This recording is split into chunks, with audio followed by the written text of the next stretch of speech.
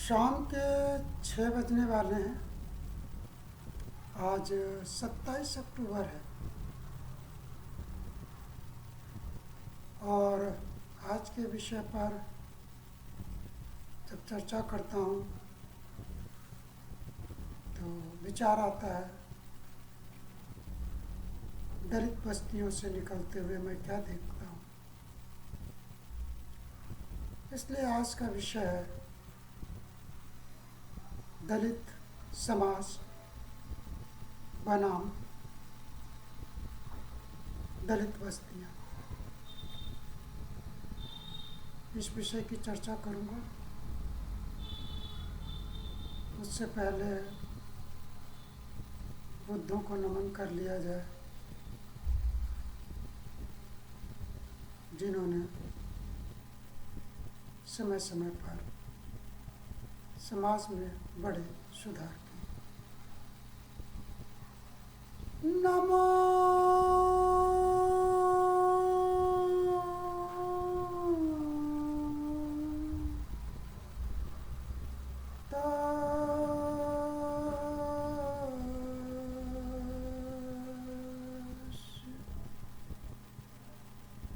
भगवतो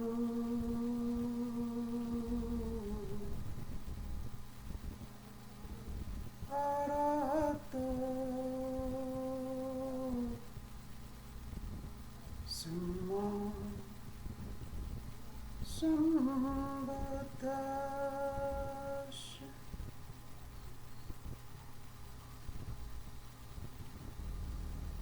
श्रृंखला को आगे बढ़ाते हैं।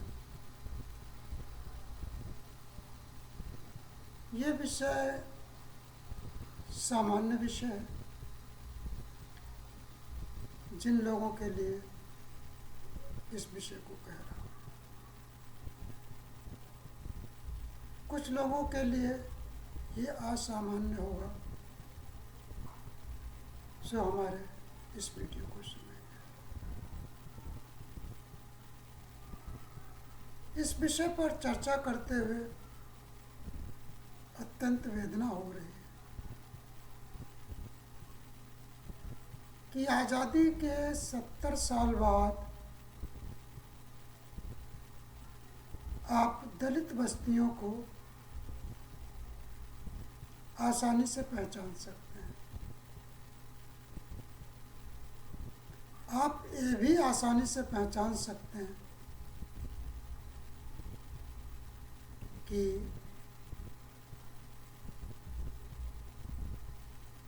यहाँ पर रहने वाले लोग दलित समाज के।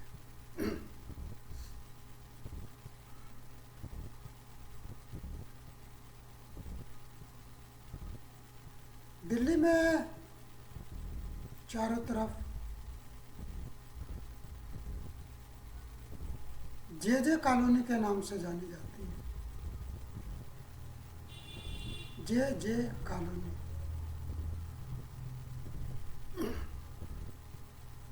अर्थात झुग्गी झोपड़ी।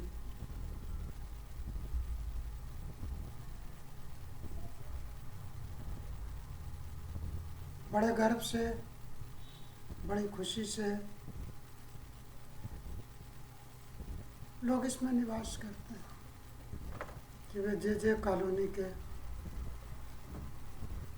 निवासी हैं। परंतु जब मैं ये देखता हूँ तो मुझे तकलीफ होती है। राष्ट्रीय राजधानी क्षेत्र दिल्ली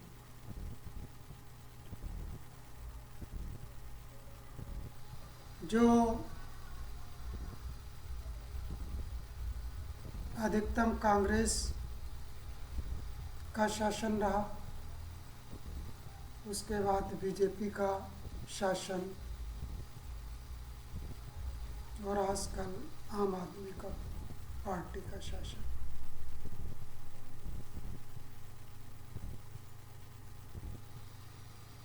संविधान का आर्टिकल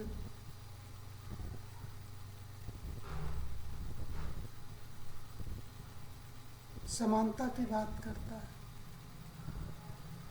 उद्देशिका की दूसरी लाइन साफ साफ कहती है सामाजिक, आर्थिक और राजनीतिक न्याय। ये न्याय होता हुआ दिखता नहीं।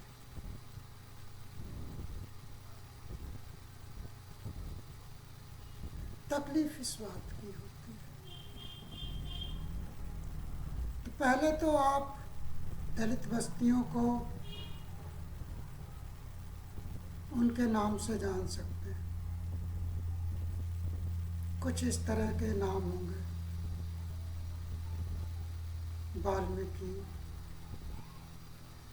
कॉलोनी,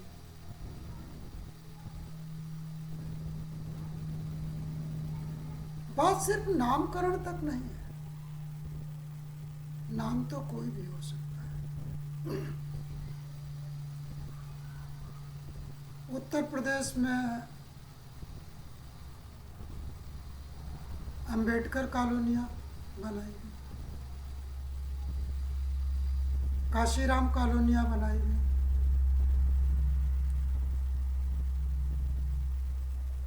लेकिन सभी को देखने पर ऐसा ज्ञात होता है कि दलित बस्तियां हैं।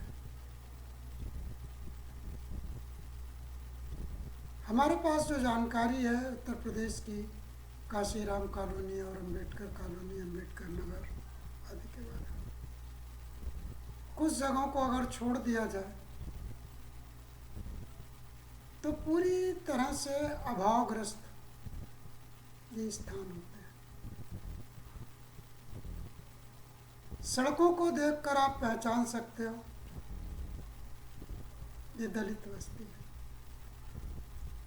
मकानों की छाल दीवारी को देखकर आप पहचान सकते हो ये दलित बस्ती है। मकानों के बाहर पानी के ड्रमों को रखा हुआ देखकर आप पहचान सकते हो ये दलित बस्ती है।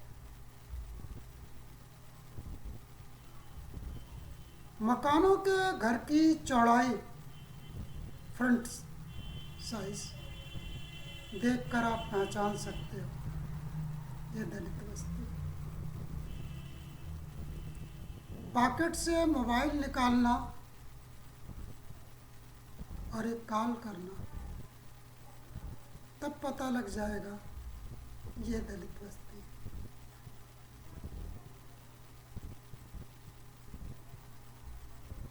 बिजली व्यवस्था को देखना तो पता लग जाएगा ये दलित बस्ती है। दलित बस्तियों को पहचानने के बहुत से प्रकार हैं। इसीलिए जब कोई विदेशी राष्ट्राध्यक्ष आता है तो वहाँ पर एक बड़ी सी दीवार खींच दी जाती है ताकि भारत की दलित बस्तियाँ दिखाई न दे। विषय ये उठता है, दलित बस्तियों से जो प्रतिभाएं निकलती हैं वे कहाँ जाती हैं?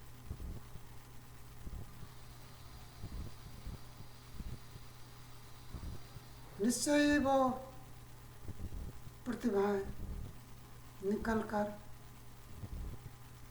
संपन्न कॉलोनियों में चली जाती हैं।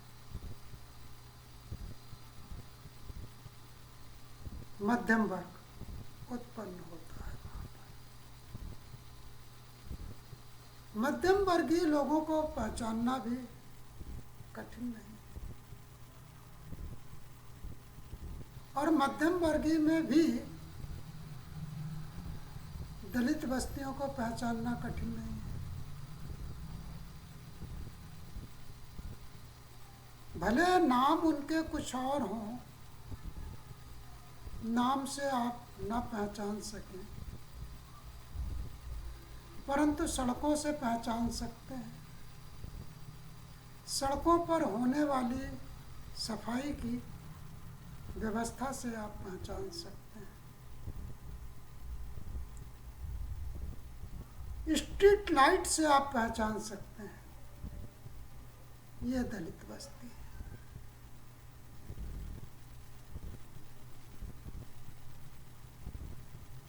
बगल के मकानों से आ रहे शोर से आप पहचान सकते हैं ये दलित बस्ती है।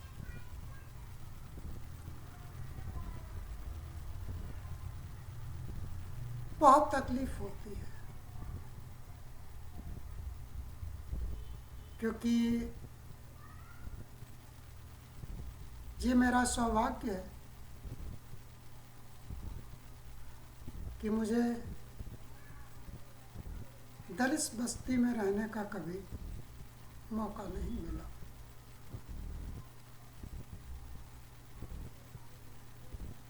हम जिस परिवार से निकले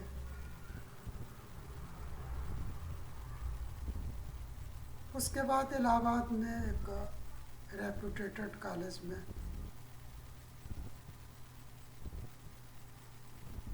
जीवन का एक महत्वपूर्ण क्षण गुजरा। उसकी भी कुछ यादें हैं जिसको फिर किसी वीडियो में चर्चा करेंगे। परंतु लाख कोशिश करो, तुम दलित हो, दलित बस्ती से निकले हुए दलित हो, ये पहचान हो ही जाती है। 70 साल में कभी भी इस बात का प्रयास नहीं किया गया कि बस्तियां सर्व समाज की हों, सर्व समाज के रूप में जानी जाए। ये नहीं, जहाँ वर्ण व्यवस्था के अनुसार जातियों के रहने के स्थान फिक्स थे, उत्तर पश्चिम दलितों की बस्ती हो गई। आज इस तरह से परिभाषित नहीं किया गया तो भी प्लॉट जिस हिसाब से काटे जाते हैं वह इस बात को डिसाइड कर देते हैं कि कौन सी बस्ती दलित बस्ती है। संपूर्ण नगरीय क्षेत्र को इस तरह से बांट दिया जाता है कि ये दलित बस्ती ही बनेगी। जहाँ सीवर की सुविधाएं ना हो, इलेक्ट्रिक लाइन की सुविधा ना हो, आदि एरियाज में प्लॉट सस्ते होंगे। 4 व्हीलर नहीं जा सकती है, प्लॉट सस्ते होंगे। निश्चय ही उसके आगे दलित बस्ती होगी।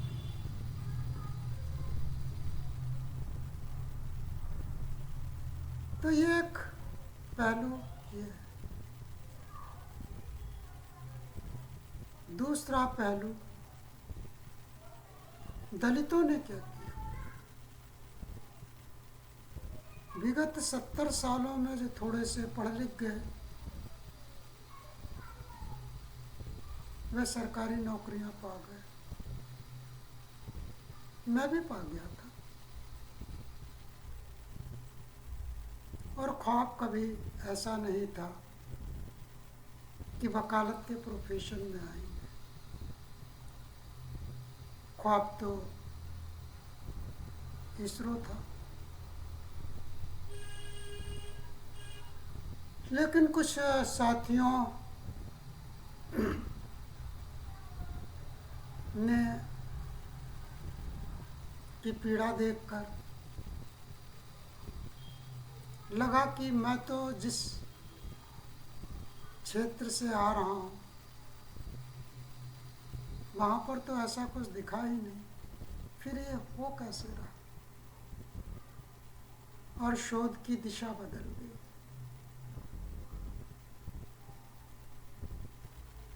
दलित बस्तियां, जैसा कि पूर्व में कह चुका हूँ अन्य वीडियो में,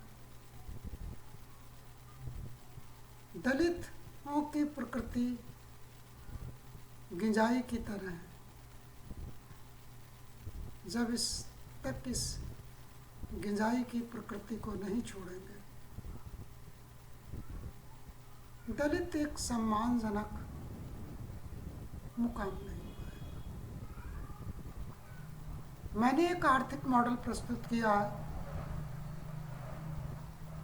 अपने 15 अगस्त के वीडियो के उपलक्ष्य में। वहाँ से एक क्रमिक श्रृंखला चल रही है।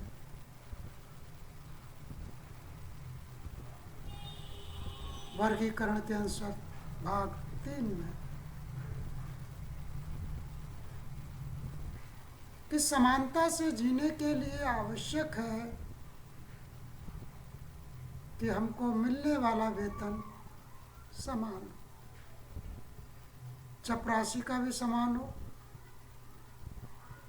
और मंत्री महोदय का भी समान हो।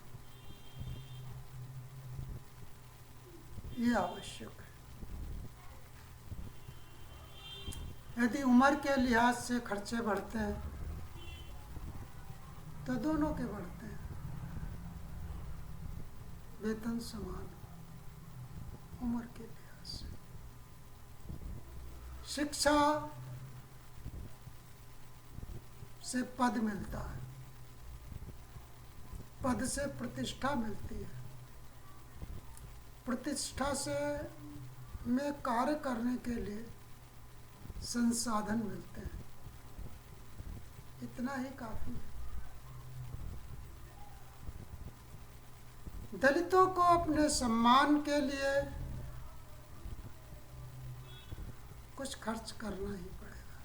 पहले भी कह चुका हूं कि जिस समाज के अपने अधिवक्ता और अपने लट्ठैत नहीं होते, वह समाज प्रतिष्ठित नहीं होता।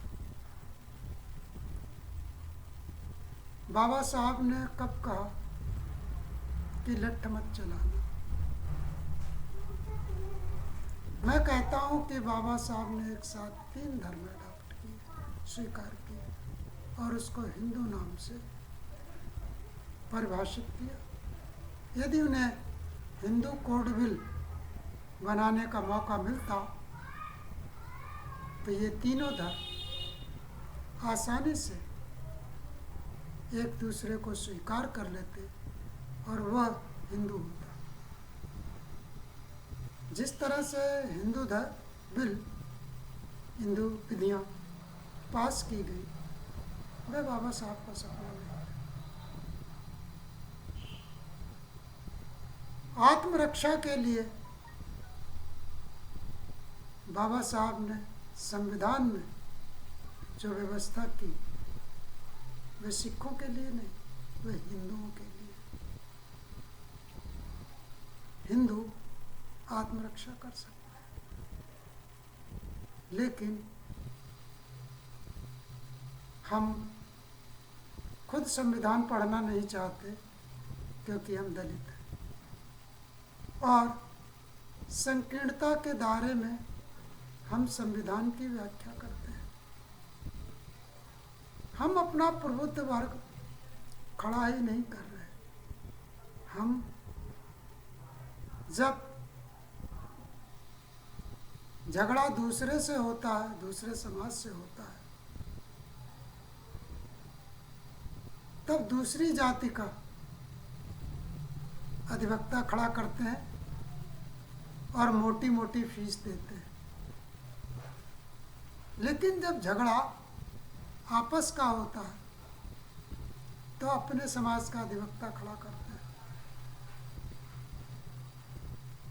ताकि वह अधिवक्ता अपने ही समाज के बीच बट जाए। मैं कई कई केसों में ऐसा देख रहा हूँ जहाँ पर हमारे समाज के लोगों ने जब सरकार से लड़ना हुआ या किसी अन्य प्राइवेट पार्टी से लड़ना हुआ, उस समय ऐसे अधिवक्ताओं का चुनाव किया जो दूसरे समाज से आ रहे थे, इसलिए केस आज भी पेंडिंग है या उनका आज तक निस्तारण नहीं हो पाया या फेवर में नहीं कराया गया। और आपस में लड़ने वालों केसेस में अपने अधिवक्ता को लेकर केस दिए। ऐसी दशा में अधिवक्ता जिसके पक्ष में निर्णय कराए, दूसरा पक्ष उसे अपना दुश्मन ही समझ लेगा, जबकि वह अधिवक्ता के निर्णय को मानने को तैयार नहीं। निर्णय उन्हें जज साहब से चाहिए। तो ऐसी दशा में बड़ी तकलीफ होती है कि दलित बस्तियों के उत्थान के लिए कैसे कार्य किया जाए। दलित बस्ती है, वहां बस नहीं रुकेगी, आगे रुकेगी, पीछे रुकेगी। जहां जरूरत नहीं है वहां रुकेगी, लेकिन दलित बस्ती के लिए नहीं रुकेगी, क्योंकि कोई लिखा पढ़ी करने वाला नहीं है। कौन लिखा पढ़ी करे, क्योंकि दलित समाज ने अपने अधिवक्ता नहीं बनाए, इसलिए समाज के अधिकारों के लिए लड़ने वाली कोई टीम तैयार नहीं है। अपनी टीम तैयार करनी होगी। इसी बात के साथ मैं अपनी वाणी को विराम देता हूँ। फिर किसी नए वीडियो में नए विषय के साथ आपसे फिर भेंट होगी। सबका मंगल, सबका